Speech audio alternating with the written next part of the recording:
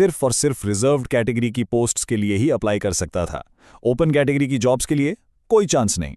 और तो और उनका अगला एग्जाम यानी टेट का स्कोर भी सिर्फ रिजर्व्ड वैकेंसीज के लिए ही काउंट होता था। काफी लिमिटिंग था, है ना? और फिर पिक्चर में आई सुप्रीम कोर्ट।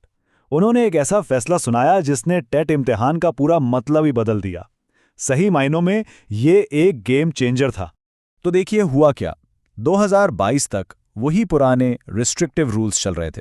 फिर आई 23 मार्च, जिस दिन सुप्रीम कोर्ट ने टेट मार्क्स पर वो landmark ruling the.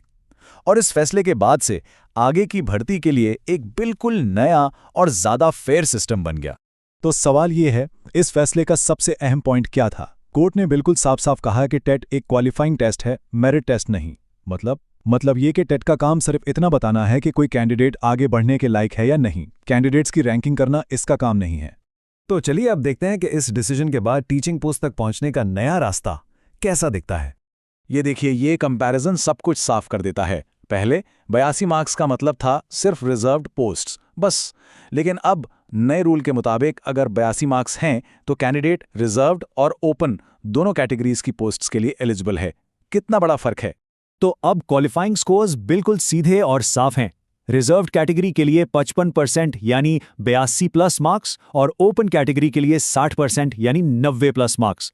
That's it, simple. तो अब टीचिंग पोस्ट तक का सफर कैसा है?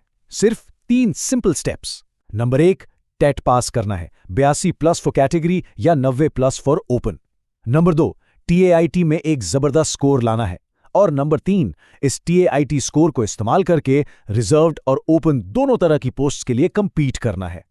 ठीक है, तो अब इस सब का आखिर मतलब क्या निकलता है? एक कैंडिडेट की एग्जाम स्ट्रैटेजी पर इसका क्या असर पड़ेगा? सबसे बड़ा फायदा वो ये है कि अब ओपन कैटेगरी की जॉब्स सभी क्वालिफाइड कैंडिडेट्स के लिए खुली हैं।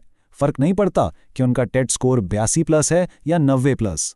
इससे खासतौर पर रिजर्व कैटेगरी के कैंडिडेट्स के लिए मौकों का एक पूरा नया दरवाजा खुल गया है।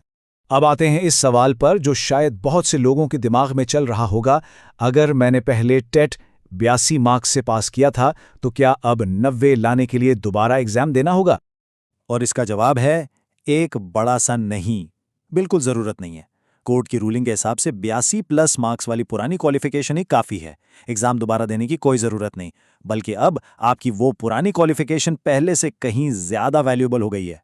तो अब जब सबके लिए मैदान बराबर हो चुका है, नया गेम प्लान क्या होना चाहिए? अब फोकस टेट स्कोर की चिंता से हटाकर टैट में बेहतरीन परफॉर्मेंस देने पर होना चाहिए, क्योंकि अब आगे का असली मुकाबला वहीं पर है।